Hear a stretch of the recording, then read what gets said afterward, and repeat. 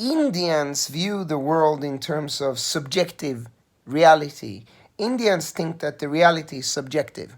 It's up to each individual, unique person. He has his truth, and that person has that truth. And this kind of thinking is very influenced in the, the sort of modern left, or you could say woke culture, new age culture, is very influenced by this subjective reality. Uh, One guru says one thing, another guru says a completely other thing, and depending on who you follow, um, your reality or your truth is gonna change.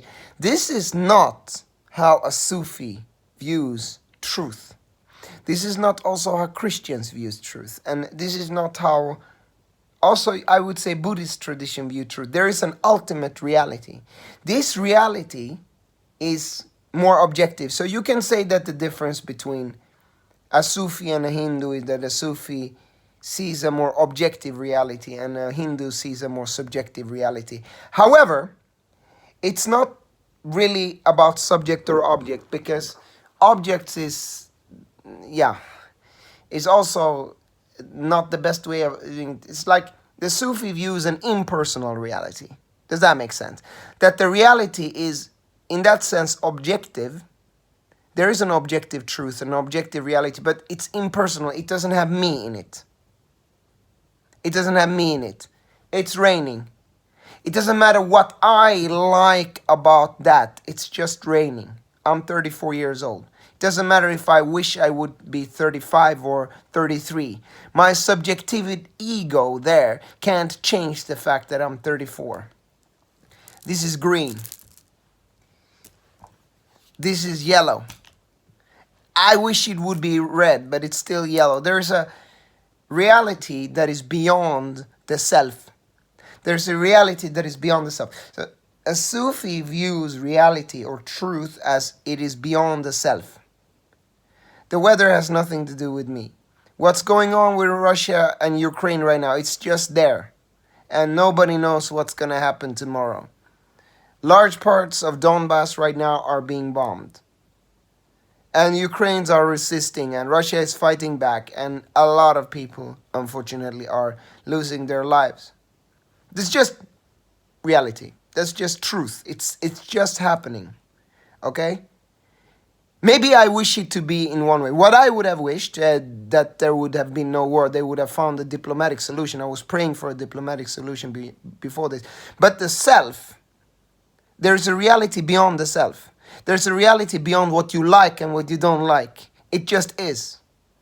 Children are dying. Yeah, that's brutal. But it's still a reality. People are preparing for worse war. That's also a reality. There's famine in Africa. Certain parts of Africa, that's a reality. Yeah? India and Pakistan are being quite hostile towards each other. That's a reality.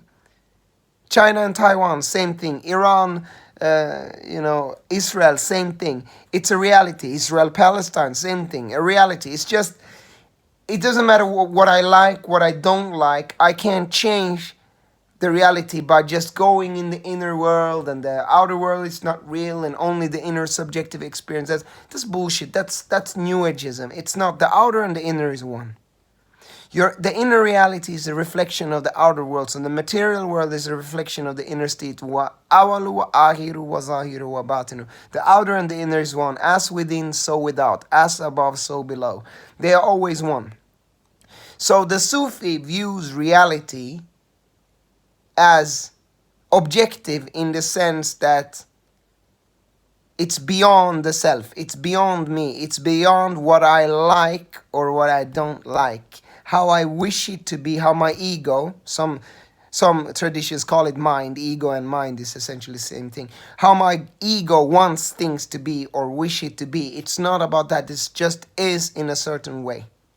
There's a nature to a thing, and it is beyond me. It is beyond my likes and my wills. That's reality.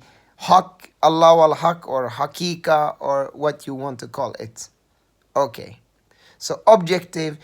We don't accept this Hindu, I don't even know if it's authentic Hindu, but more New Age, subjective. Everything is subjective. We don't accept that. We accept a more objective reality, but it's not really about subject and object because those two are ultimately also one. It's more about an impersonal reality, a truth, a reality beyond the self. Hopefully, this is helpful. Assalamu alaikum. Peace.